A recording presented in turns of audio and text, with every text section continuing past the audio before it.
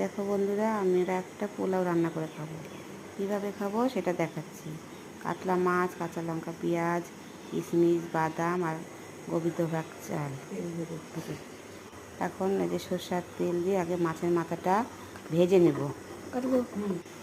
তারপরে কী কী দিয়ে রান্না করব সেটা দেখাবো। যে মাছের বেশ বড় মাছের মাথা, তো ভাবলাম একটু পোলাও রান্না করে খাই।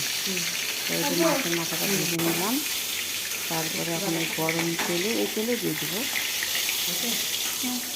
গরম তেলে যে শুকনো লঙ্কা সাম্বরা দিলাম, একটু জিরা সাম্বরা দিয়ে ভালো করে নেড়ে চেড়ে মধ্যে কাঁচা লঙ্কা, পেঁয়াজ, তারপরে যে বাদাম কিশমিশগুলো দিয়ে দিলাম। আর বেশ ভালো করে নেড়ে চেড়ে নিয়ে গোবিন্দভোগ চাল, এটা ভিজিয়ে রাখা ছিল, এটা দিয়ে নেড়ে চেড়ে হলুদ গুঁড়ো, লবণ গুঁড়ো দিয়ে মশলা দিয়ে